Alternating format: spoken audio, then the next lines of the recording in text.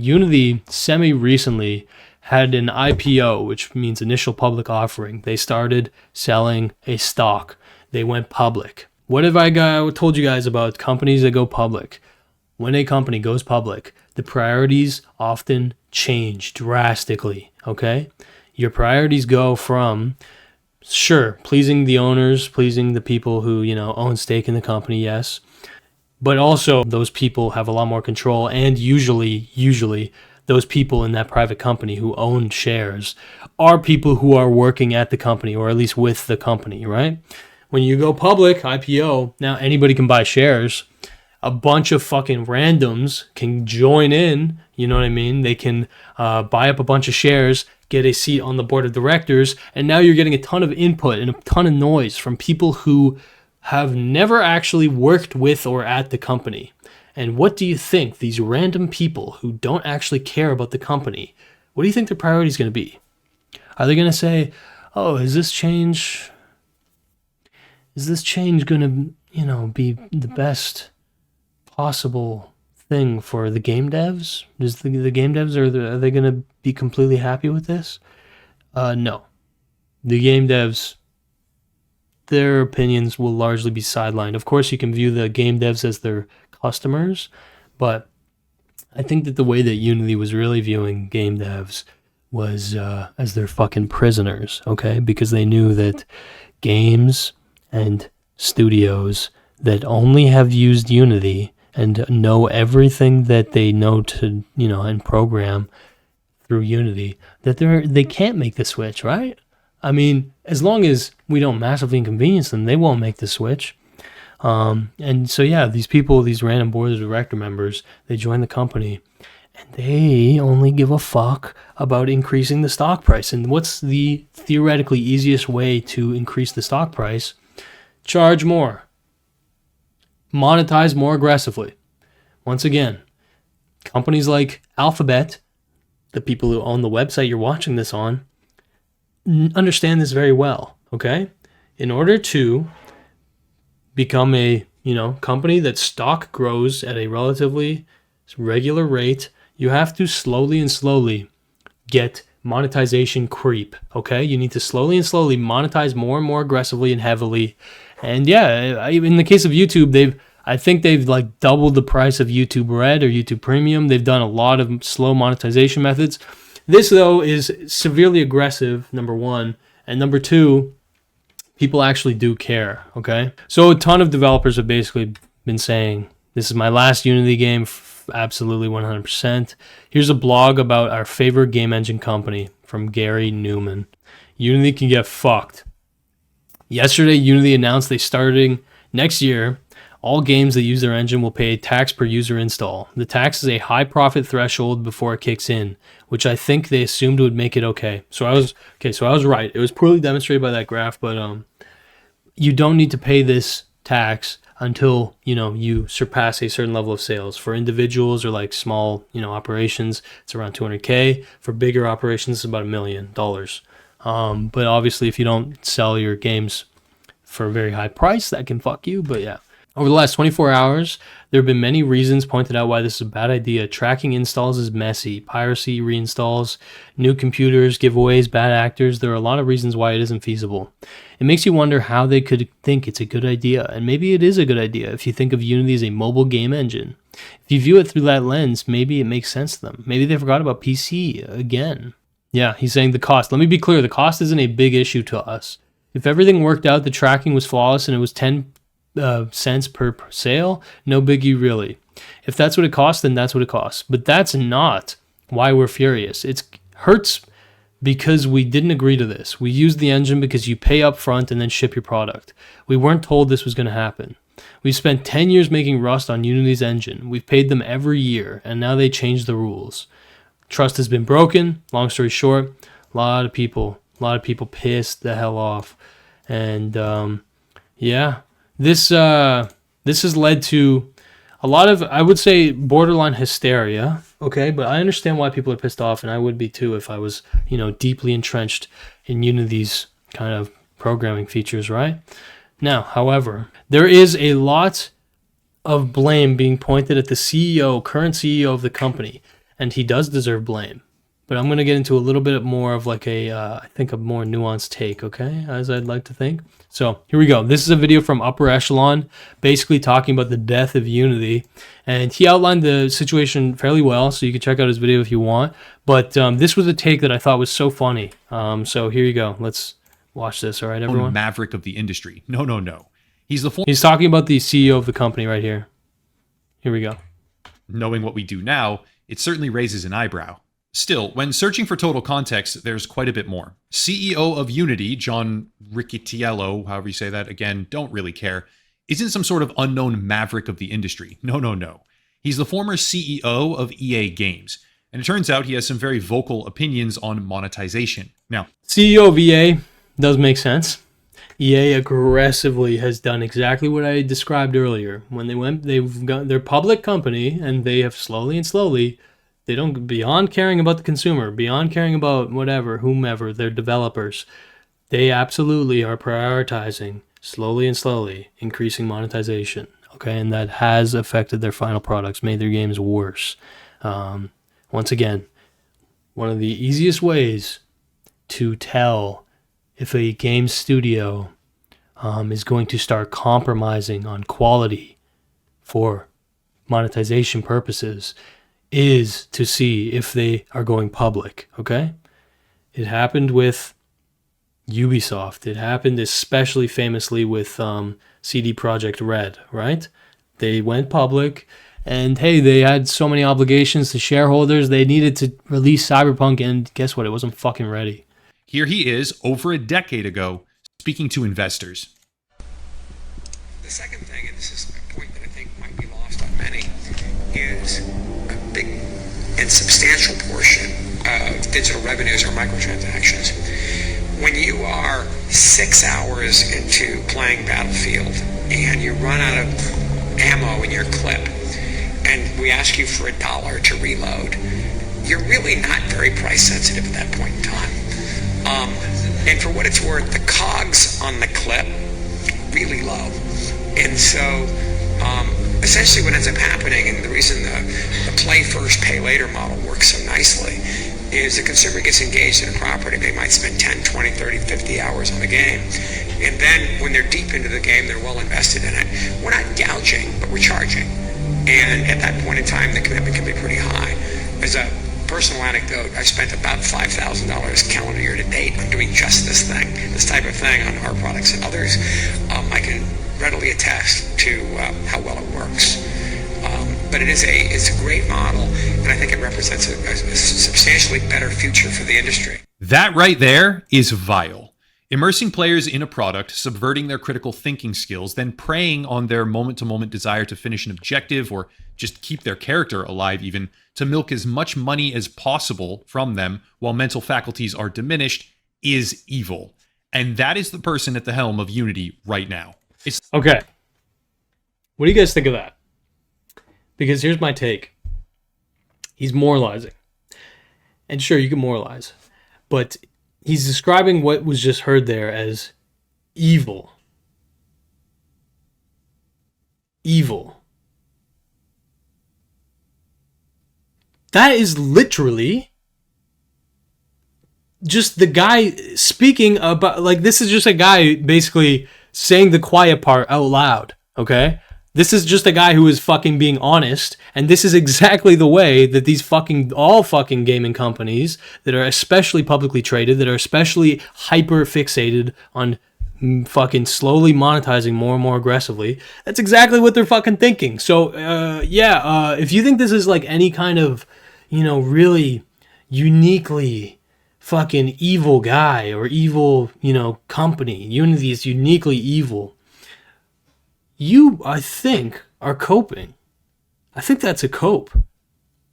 Because, if you think that's evil, then the vast majority of AAA games companies are fucking evil, right? And hey, maybe I would have fucking agree with you. But beyond that, the point to drive home is this. At the end of the day, focusing purely on satisfying the market, on raising your stock price, on aggressively monetizing your products, leads to a worse product for consumers. And that is the prime thing that people should be focusing on, okay? Beyond any fucking moral argument, it results in a worse product for fucking consumers and a worse experience for developers. The two fucking biggest, you would think, stakeholders in the situation are sidelined in favor of the fucking, the shareholders, right? There's difference between stakeholders and shareholders. This is what they taught me in, what was it called? Corporate social responsibility. Yes, corporate social responsibility. Treating you how to not be evil, but still make money. And so, yeah, I think that him moralizing this is cope, okay? This is literally what he was describing right there is just a more like mask-off version of what all of these game companies, EA, Unity, etc., are all thinking, okay? So, yeah, let's listen a little bit more. It's not just this, even. He also famously spoke to Pocket Gamer in 2022, referring to developers who don't think this way, as in prioritizing monetization of their product to an extreme above all else, as fucking idiots, making it readily apparent that the motivation here is not quality or ethical consideration, it's profit above all things. Let's see.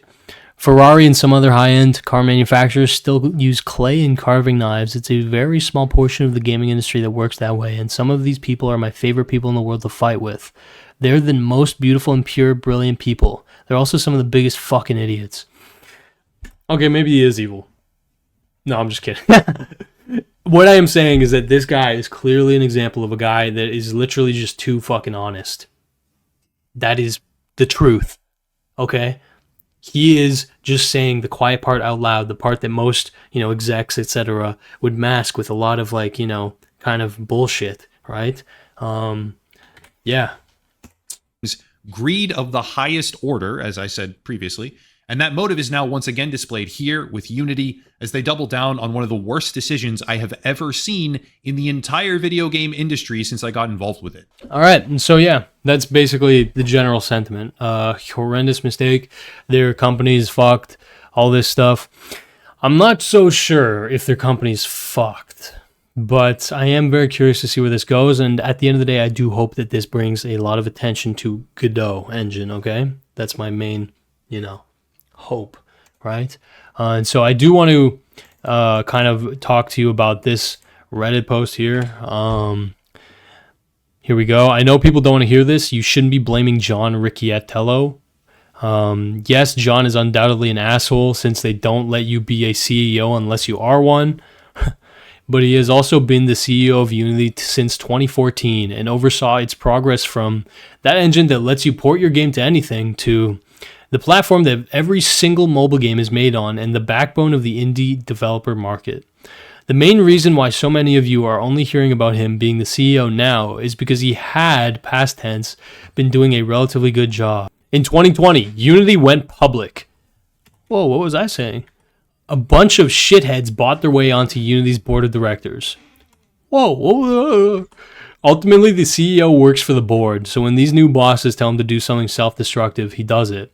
Okay, it's not quite that simple, but this is kind of the sentiment. Like, this is vaguely true, okay? But, he still has agency. Let's not fucking take away John Ricciatello's fucking agency, okay? Like I said, I'm not saying this guy's a fucking saint.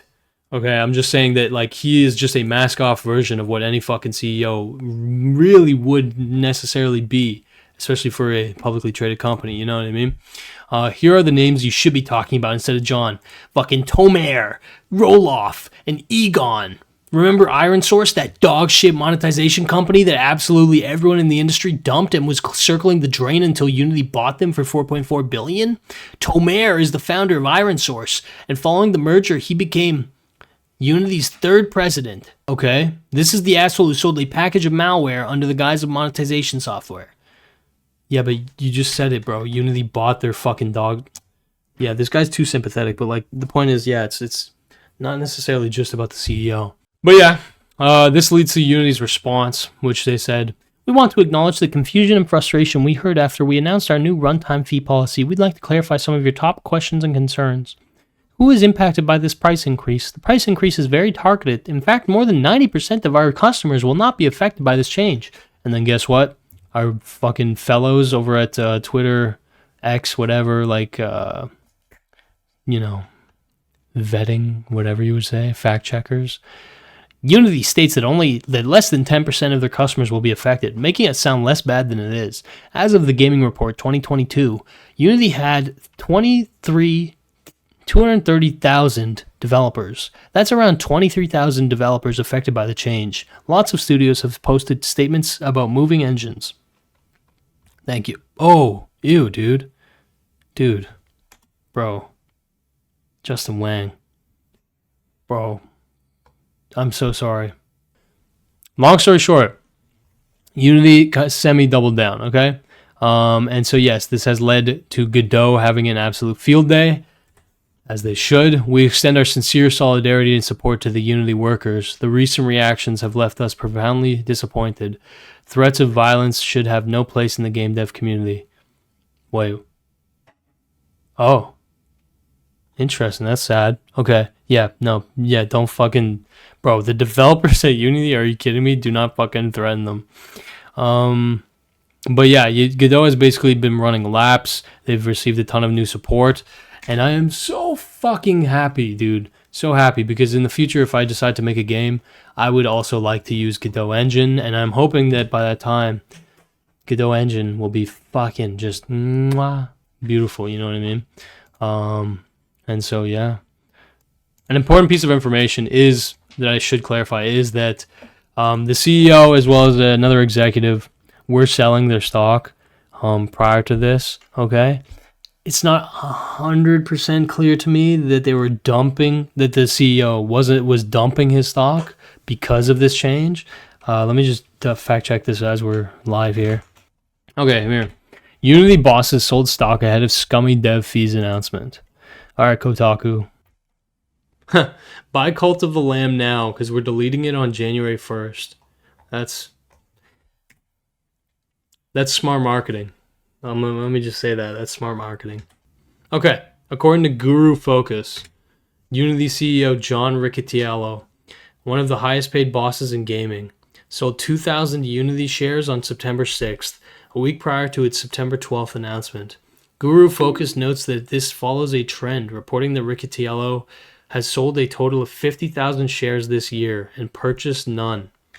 So that does speak to a guy who is making an exit strategy, okay? A guy who seemingly, could feel the tide. Or maybe it was just his retirement. The thing is, here's what you need to keep in mind. He sold 50,000 shares this year. He might have just been staggering the times he's been selling those shares, you know what I mean? It might not have just been like, oh, he dumped... 2,000 shares a week ago. It's like maybe he's been dumping 2,000 shares every week for the last year, you know what I mean? Just to not dump the stock like aggressively. Let's just take a look though. Unity stock. Look at this shit, dude. Look at this. I didn't realize how massive they were. Oh my god, 14 billion. Dog. Dude, this is crazy. People are saying, Unity, this is the biggest mistake ever. Their stock has taken a massive hit. Bro, are you fucking kidding me? From $39 to $36? Let's just look a month. Are you anybody who talks about the stock price knows nothing about stocks, I think. Because this was my assumption going into this, but I wasn't sure how drastically this might actually impact their business. I wasn't sure, right? Because like I was saying, there's a lot of hysteria around this. And a lot of people have been saying like, oh, their stock is crushed, they're destroyed, they've fucked their reputation, they're completely... People, I think, are very quick to forget, okay? Activision Blizzard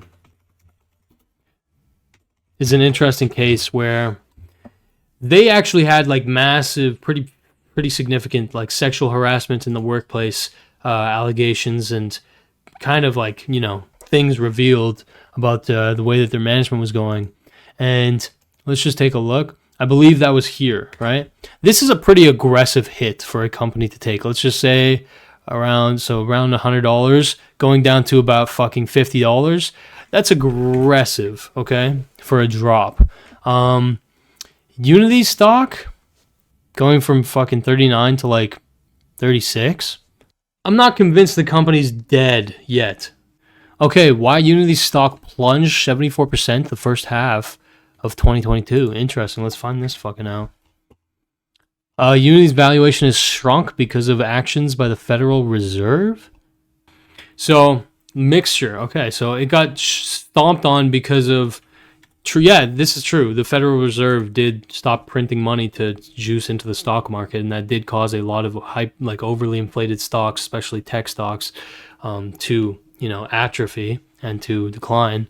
But on top of that, it seems like Unity has kind of had sus management for the last couple of years, maybe even longer, but we don't know. Look, all I was trying to say is basically that Unity might actually genuinely, as a stock, even though the reputation among developers might be screwed, as a stock, this might not actually damage them too aggressively. We will see, though. We will see. Time will tell. If they lose enough customers, absolutely the stock will be upset. But so far, it doesn't seem to have really registered too hard or have reflected too hard in the stock price. I did think it was funny, people like Pyrocynical. He just showed the stock price, and it was like Unity stock has killed themselves, basically. And it was just a picture of the stock, and the stock literally shows the price going from like $37 to like $36.5, you know what I mean? So the image that Pyro used was basically just like a meme almost. It was just like they didn't even show their stock going down that bad. But yes, long-winded story short. Here's what the final thing I'll say about the Unity situation, okay? Baldur's Gate 3 is like the shining example of like, oh, excellent game that cares more about the experience of players than they do about money, you know what I mean? Which is true, okay? From everything I've seen, I actually believe that claim, all right? Their first primary focus was basically to, provide the best experience they could to players. And their hope was that by doing that, they would then, receive hopefully a lot of money. And that has worked, right? They are a rare case of a company completely putting the fucking consumer focus of a big, game developer. And why were they kind of able or, incentivized to do this? Well, mainly because the CEO, the director of the game, and the fucking owner of the company, the absolute Chad, he basically was behind everything at the company. He was completely enmeshed with the people, the employees, the financial, decisions. And basically, long story short, when it comes to promoting people to make good products and the best version for consumers, especially something that people will take pride in, then yes, worker ownership is the best fucking way to do that. Like, hands down, okay? Larian Games, CEO. Thank you, dude.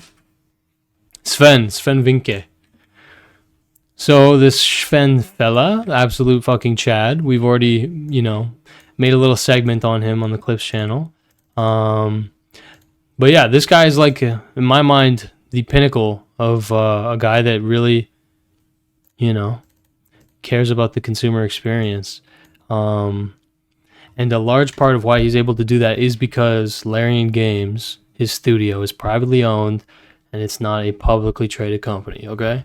As a general rule, when it comes to especially creative endeavors and experiences, okay, if it's coming from a publicly traded company, there are different levels of priorities among the owners, okay?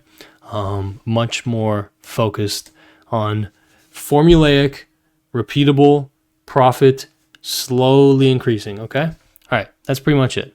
Now, look, if we're getting into the nitty gritty, you don't always need to have profit increasing. You can have just revenue increasing in the case of like an Amazon or whatever the fuck other companies you can think of. Like there are a lot of companies that never, like Uber. Uber's an example. Like there's a lot of companies that never actually make like a massive profit, but you know, they just grow their operations and they increase revenues. You can also do that, but like in terms of gaming in general, it is like just more of a profit kind of incentive they're going for. But yeah, Larian Games, fucking love these guys. Oh, anyway, that's enough. I think that's enough on the Unity fucking bullshit.